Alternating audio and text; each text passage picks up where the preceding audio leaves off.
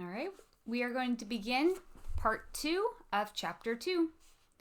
One of the drawings had fallen to the floor. Lena retrieved it and pinned it back up. She stood for a minute and looked at the pictures. Over and over she'd drawn the same city. Sometimes she drew it as seen from afar. Sometimes she chose one of its buildings and drew it in detail.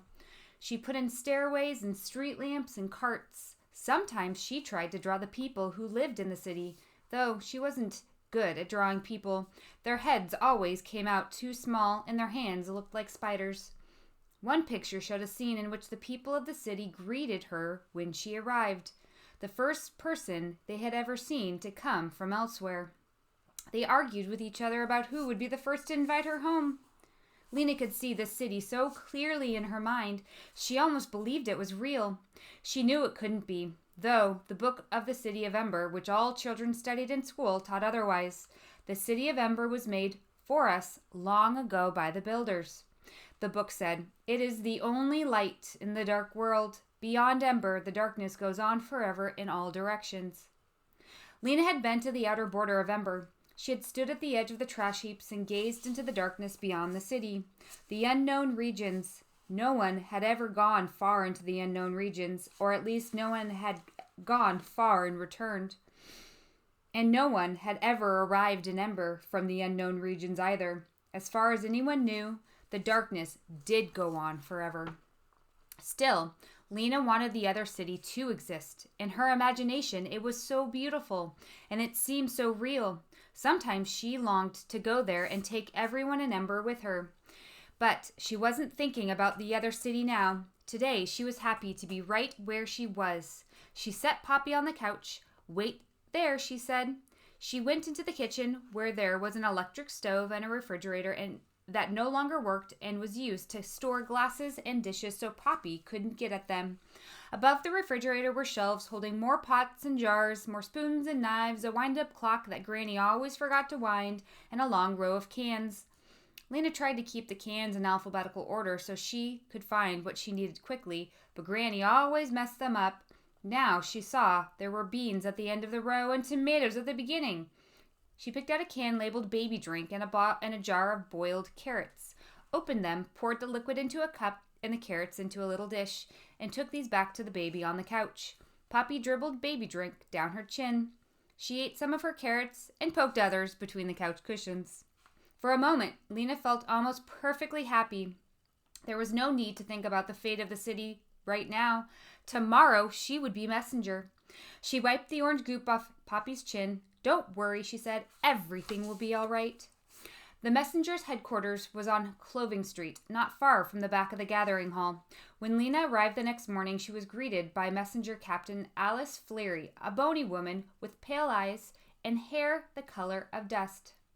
"Our new girl," said Captain Fleury to the other messengers, a cluster of 9 people who smiled and nodded at Lena. "I have your jacket right here," said the captain. She handed Lena a red jacket like the one all messengers wore.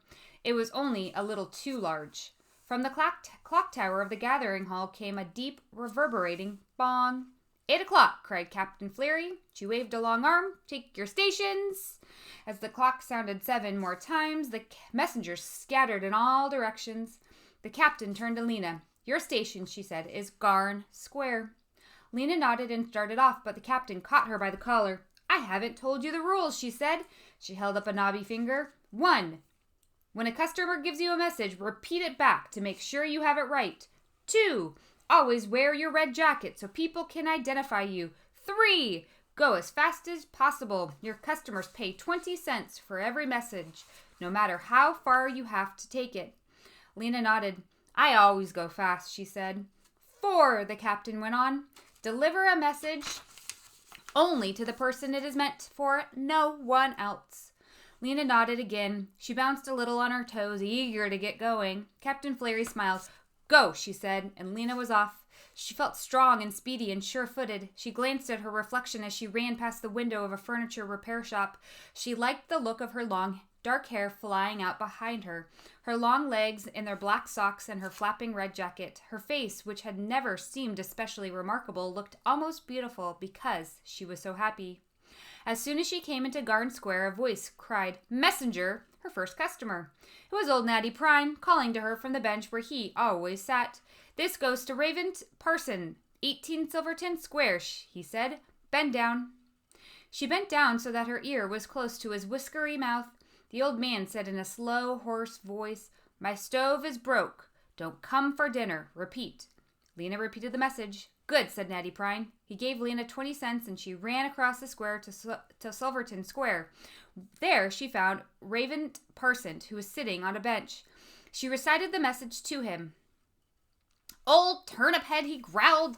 "Lazy old flea face. He just doesn't feel like cooking." No reply.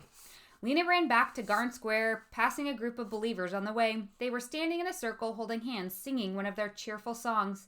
It seemed to Lena there was more believers than ever these days. What they believed in, she didn't know, but it must make them happy. They were always smiling. Her next customer turned out to be Mrs. Polster, the teacher of the 4th-year class. In Mrs. Polster's class, they memorized passages from the book of the city of Ember every week. Mrs. Polster had charts on the walls for everything, with everyone's name listed. If you did something right, you made a green dot by your name. If you did something wrong, she made a red dot. "What you need to learn, children," she always said in her precise voice, "is the difference between right and wrong in every area of life. And once you learn the difference," here she would stop and point to the class, and the class would finish the sentence, "you must always choose the right." In every situation, Mrs. Polster knew what the right choice was. Now, here was Mrs. Polster again, looming over Lena and pronouncing her message.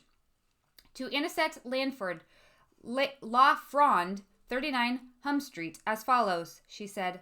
"My confidence in you has been seriously diminished since I heard about the disreputable activities in which you engaged in on Thursday last. Please repeat." It took Lena 3 times to get this right. "Uh-oh, a red dot for me," she said. Mrs. Polster did not seem to find this amusing. Lena had 19 customers that first morning. Some of them had ordinary messages. "I can't come on Tuesday. Buy a pound of potatoes on your way home. Please come and fix my door." Others had messages that had no sense to her at all, like Mrs. Polster's. But it didn't matter. The wonderful part about being a messenger was not the messages, but the places she got to go. She could go into the houses of the people she didn't know, in hidden alleyways and little rooms in the backs of stores.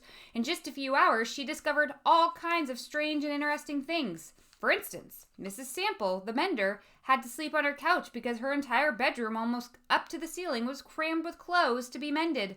Dr. Felinia Tower had the skeleton of a person hanging against her living room wall, its bones all held in place with black strings. "I study it," she said when she saw Lena staring. "I have to know how people are put together." At a house on Caluce Street, Lena delivered a message to a worried-looking man whose living room was completely dark. "I'm saving on light bulbs," the man said. And when Lena took a message to the Can Cafe, she learned that on certain days the back room was used as a meeting place for people who liked to converse about great subjects. "Do you think an invisible being is watching over us all the time?" she heard someone ask. "Perhaps," answered someone else. There was a long silence, and then again, "Perhaps not." All of this was interesting. Lena loved finding things out, and she loved running. She loved finding things out, and And even by the end of the day, she wasn't tired. Running made her feet strong and big-hearted. It made her love the places she ran through and the people whose messages she delivered. She wished she could bring all of them the good news they so desperately wanted to hear. Late in the afternoon, a young man came up to her, walking with a sort of sideways lurch. He was an odd-looking person. He had a very long neck with a bump in the middle and teeth so big they looked as if they were trying to escape from his mouth. His black, bushy hair stuck out from his head in untidy tufts. "I have a message for the mayor at the gathering hall," he said. He paused to let the importance of this be understood. "The mayor," he said. "Did you get that?" "I got it," said Lena. "All right, listen carefully. Tell him. Delivery at 8. From Looper. Repeat it back." "Delivery at 8. From Looper," Lena repeated. It was an easy message. "All right. No answer required." He handed her 20 cents, and she sprinted away. The gathering hall occupied one entire side of the Harkin Square, which was the city's central plaza. The square was paved with stone. It had a few benches bolted to the ground here and there, as well as a couple of kiosks for notices. White steps led up to the gathering hall, and fat columns framed its big door. The mayor's office was in the gathering hall. So were the offices of the clerks, who kept track of which buildings had broken windows, which street lamps needed repairs, and the number of people in the city.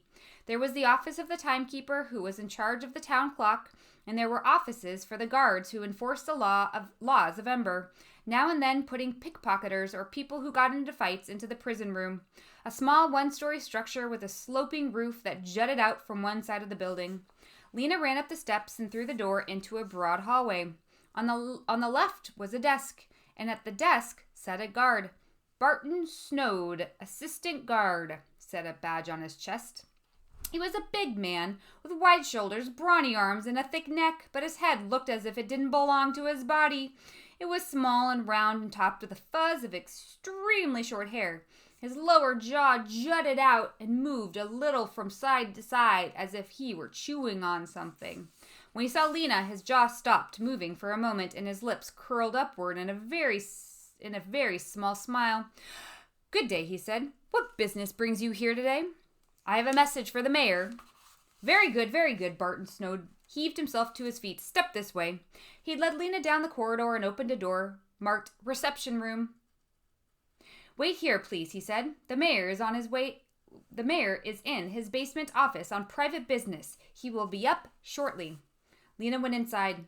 "I'll notify the mayor," said Barton Snowd. "Please have a seat. The mayor will be right with you. Or pretty soon," he said. He left, closing the door behind him. A second later, the door opened again, and the guard's small fuzzy head reappeared. "What is the message?" he asked. "I have to give it to the mayor in person," said Lena. Of course, said the guard.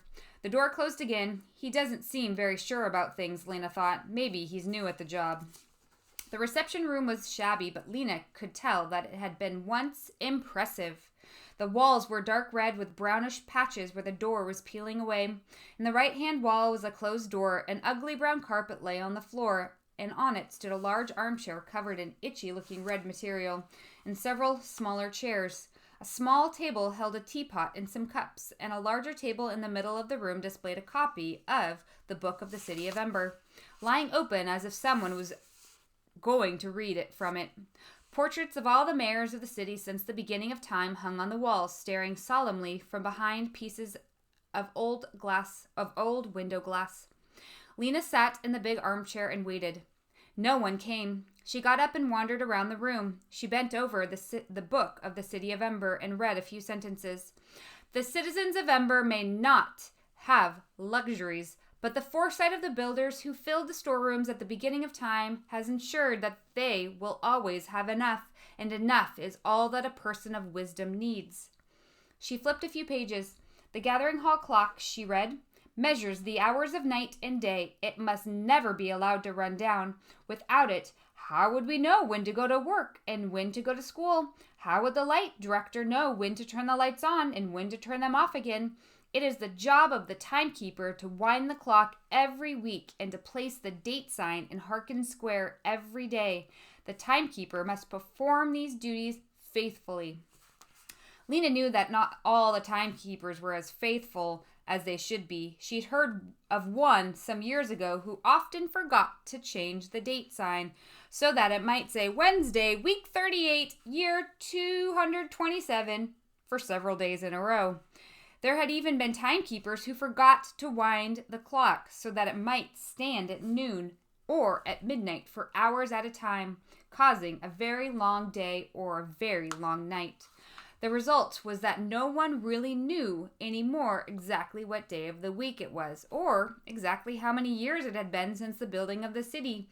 They called this the year 241, but it might have been 245 or 239 or 250.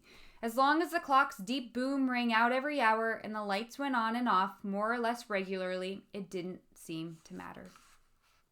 All right, I'm going to pause for part 2 of chapter 2. You can pick up on part 3 by clicking the next link.